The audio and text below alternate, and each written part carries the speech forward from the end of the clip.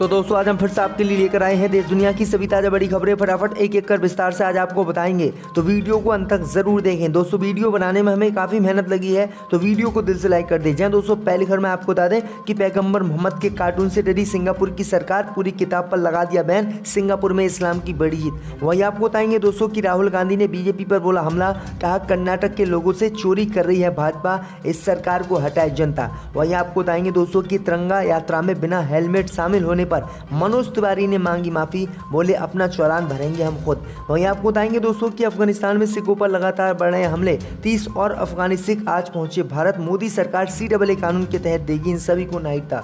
वहीं आपको बताएंगे दोस्तों कि तिरंगा यात्रा को लेकर बीजेपी पर बरसे सपा सांसद वर्ग, बोले हमारी देशभक्ति झंडे पर नहीं हमारे दिल में बसा है हिंदुस्तान। इसी के साथ आपको बताएंगे दोस्तों कि महंगाई के खिलाफ कांग्रेस के आंदोलन को रोकने की कोशिश में भाजपा, कांग्रेस पार्टी बोली केंद्र बना रही है हम पर दबाव, लेकिन हम करेंगे इस सभी के खिलाफ प्रदर्शन। तो दोस्तों सभी खबरों को आपको एक एक कर बताने वाले हैं। वीडियो को लाइक कर चैनल को सब्सक्राइब कर दें और हमें कमेंट करके बताएं कि आपके जिले किस राज्य से हमारी खबरों को देख रहे हैं। इसी बीच पर तो दोस्तों अगली खबर की ओर, तो पैगंबर मोहम्मद के कार्टून से डरी सिंगापुर की सरकार, पूरी किताब पर लगा दिया बैन, इस्लाम की सिंगापुर में बड़ी जीत। जब दोस्तों आपको बता दें कि पैगंबर मोहम्मद के कार्टून और विवादित तस्वीरें प्रकाशित करने के कारण सिंगापुर में एक किताब को बैन कर दिया गया है। मुस्लिम मामलों के मंत्री मासागोस जुल्फिकर ने कहा कि राजनीतिक कार्टून वाली किताब पर इसलिए प्रतिबंध लगाया गया है क्योंकि सिंगापुर में पैगंबर मोहम्मद पर गलत चीज़ें नहीं दिखाई जा सकती और उनका अपमान नहीं किया जा सकता, और हम किसी का अपमान करने के लिए यहाँ पर नहीं बैठे हैं। सिंगापुर की संसद में बोलते हुए मासागोस ने कहा है कि किताब में छपी तस्वीरें मुस्लिम समाज के लिए आपत्तिजनक हैं, फिर भले ही उन्हें फ्री स्पीच, शिक्षा या किसी दूसरे नाम पर प्रकाशित किया जाए। उन्होंने आगे कहा है कि पैगंबर और इस्लाम के कार्टून के अलावा किताब में अन्य धर्मों का अपमान करने वाली तस्वीर भी शामिल है, इसलिए किसी भी कीमत पर इस किताब को सिंगापुर में प्रकाशित नहीं करने दिया जाएगा। वहीं आपको बता दें कि सरकार ने तत्काल एक्शन लेते हुए पैगंबर मोहम्मद के ऊपर कार्टून बनी किताब पर पूर्ण रूप से बैन लगा दिया, और जिन लोगों ने ये किताब बनाई है उन पर केस किया है। तो ये बड़ी अपडेट आ रही दोस्तों कि सिंगापुर में इस्लाम की आज बड़ी जीत हुई है। इसी बीच पर तो दोस्तों अगली खबर की ओर, तो सपा सांसद शफीकुर रहमान बर्क ने बीजेपी पर साधा निशाना, बोले हमारी देशभक्ति पर शक ना करे भाजपा। जब दोस्तों आपको बता दें कि अपने बयानों को लेकर सुर्खियों में रहने वाले सपा सांसद शफीकुर रहमान बर्क ने राष्ट्रीय ध्वज पर बीजेपी पर हमला बोला है। शफीकुर रहमान बर्क ने कहा कि हमारी देशभक्ति झंडे पर नहीं है, हमारी देशभक्ति कुर्बानी पर है। इसी दौरान उन्होंने आगे कहा है कि इस देश के लिए हम क्या कुर्बानी दे रहे हैं, क्या कुर्बानी दी और क्या कुर्बानी देंगे, ये महत्वपूर्ण है। हर घर तिरंगा के सवाल पर उन्होंने कहा है कि ये अपनी मर्जी है कि कोई घर पर झंडा लगाए या ना लगाए, तिरंगे को घर पर लगाना अनिवार्य नहीं होना चाहिए। इसके साथ ही उन्होंने कहा है कि मुझे तिरंगा यात्रा में शामिल होने के लिए कोई न्योता नहीं मिला है। सपा सांसद वर्ग के बयान पर कांग्रेस नेता ने भी सवाल खड़े किए हैं। उन्होंने कहा है कि अखिलेश यादव बताएं कि क्या आपने सांसद शफीकुर रहमान बर्क की बातों से सहमत है। तो ये बड़ी अपडेट आई दोस्तों कि बर्क ने ये बड़ा बयान दिया जिससे भाजपा जो है नाराज है। इसी बीच पर तो दोस्तों अगली खबर की ओर, तो राहुल गांधी का बीजेपी पर हमला, कहा कर्नाटक के लोगों से चोरी करा रही है भाजपा।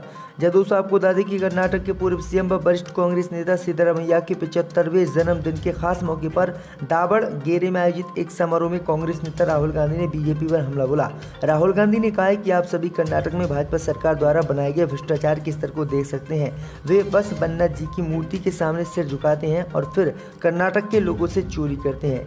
बस बन्ना ने कहा कि तुम चोरी नहीं करनी है। आगे राहुल गांधी ने कहा कि हम कर्नाटक की संस्कृति, भाषा और परंपराओं में विश्वास करते हैं। हमारे लिए आपकी भाषा, संस्कृति, परंपराएं और इतिहास सभी भारत के भविष्य के लिए काफ़ी महत्वपूर्ण है। हम मानते हैं कि सभी भाषाएं, इतिहास और संस्कृतियां भारत को बनाती हैं। तो ये बड़ी अपडेट आई दोस्तों कि कांग्रेस ना राहुल गांधी ने ये बड़ा हमला बीजेपी पर बोला है। इसी बीच पर तो दोस्तों अगली खबर की ओर, तो अफगानिस्तान में सिखों पर लगातार बढ़ रहे हैं हमले, 30 और अफगान सिख आज पहुंचे भारत। जब दोस्तों आपको बता दें कि अफगानिस्तान में लगातार अफगान सिखों पर उत्पीड़न बढ़ रहा है। वहीं बुधवार को तालिबान से बच्चों और शिशुओं सहित कम से कम 30 अफगान सिख बुधवार को दिल्ली आने वाले हैं। काम एयर द्वारा संचालित काबुल से गैर अनुसूचित वाणिज्यिक उड़ान दिल्ली के इंदिरा गांधी अंतर्राष्ट्रीय हवाई अड्डे पर पहुंचने के लिए तैयार है। दरअसल आपको बता दें कि श्रोमणी गुरुद्वारा प्रबंधन कमेटी ने बताया कि उनके आगमन के बाद पूरा दल राष्ट्रीय राजधानी के तिलक नगर स्थित गुरुद्वारा श्री गुरु अर्जन देव सिंह के लिए रवाना होगा। दरअसल आपको बता दें कि तालिबान द्वारा अफगानिस्तान पर नियंत्रण करने के बाद से अफगानिस्तान में सिख समुदाय सहित धार्मिक अल्पसंख्यकों को बार बार हिंसा का निशाना बनाया गया है। SGPC, भारतीय विश्व मंच और भारत सरकार के सहयोग से अफगान अल्पसंख्यकों, हिंदुओं और सिखों को वहां से बाहर निकालना है और भारत में इनको नागरिकता दी जाएगी। इसी बीच पर तो दोस्तों अगली खबर की ओर, तो महंगाई के खिलाफ कांग्रेस के आंदोलन को रोकने की कोशिश में भाजपा। दोस्तों आपको बता दें कि सेना भर्ती की अग्निपथ स्कीम से लेकर ईडी की कार्रवाई का विरोध करने वाली कांग्रेस अब एक बार फिर बड़े आंदोलन करने के मूड में है। इस बार कांग्रेस महंगाई के खिलाफ सड़कों पर उतरकर हल्ला बोल करेगी। इस बार कांग्रेस महंगाई के खिलाफ सड़कों पर उतरेगी और फिर बीजेपी को घेरेगी। कांग्रेस महंगाई के खिलाफ प्रदर्शन करने की तैयारी में है। 5 अगस्त को कांग्रेस देश में मूल्य वृद्धि और बेरोजगारी को लेकर राष्ट्रव्यापी विरोध प्रदर्शन करेगी। दिल्ली में कांग्रेस के सांसद विरोध दर्ज कराने के लिए संसद से चलो राष्ट्रपति भवन का आयोजन करेंगे। इस बीच कांग्रेस ने आरोप लगाया कि केंद्र की मोदी सरकार पार्टी को प्रदर्शन नहीं करने को लेकर दबाव बना रही है और तरह तरह के आरोप लगा रही है और हमारे नेताओं को जेल में भी डाल सकती है।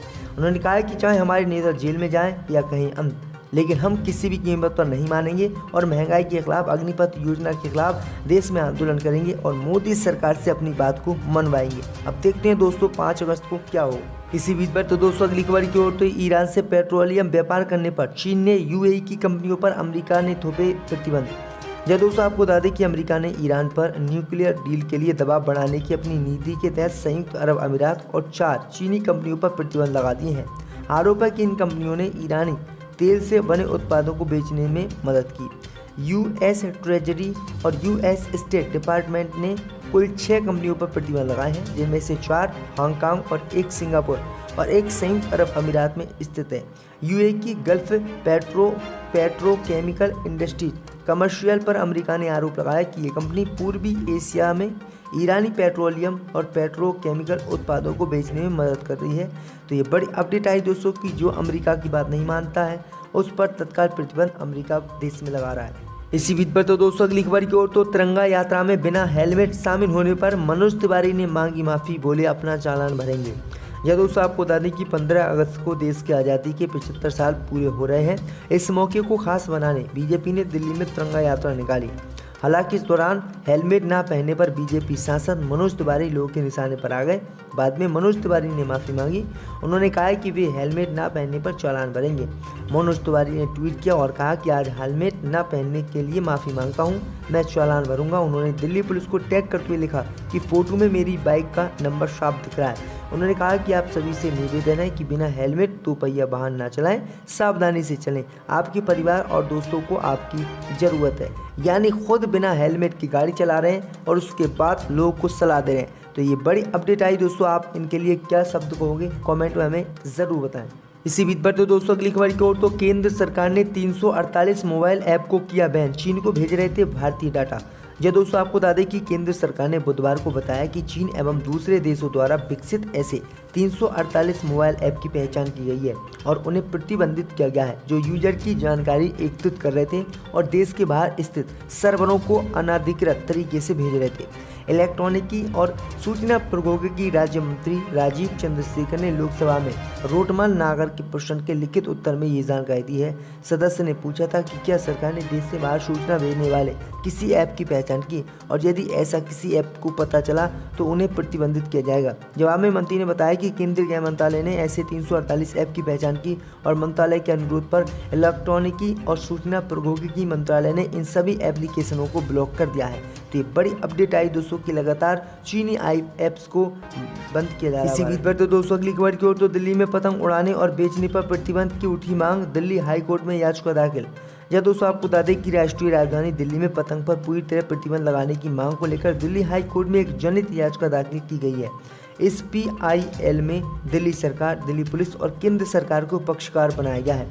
दिल्ली के वकील शमशेर पाल सिंह ने ये जनहित याचिका दायर की, जिस पर दिल्ली हाई कोर्ट आज सुनवाई कर सकता है। याचिकाकर्ता ने हाईकोर्ट से मांग की है कि वह यहां पतंग उड़ाने, उसे खरीदने, बेचने तथा जमा करने और दूसरी जगह सप्लाई करने पर रोक लगाने का केंद्र, दिल्ली सरकार और दिल्ली पुलिस को निर्देश दे। बता दें कि हाल ही के दिनों में राष्ट्रीय राजधानी दिल्ली और आसपास के इलाकों में पतंग के चक्कर में कई हादसे सामने आ चुके हैं। इस हादसे में सबसे किरदार चीनी मांझी की माना जाता है। इन मांझों पर दिल्ली में प्रतिबंध लागू है, लेकिन इसके बावजूद ये धड़ल्ले से बिक रही है।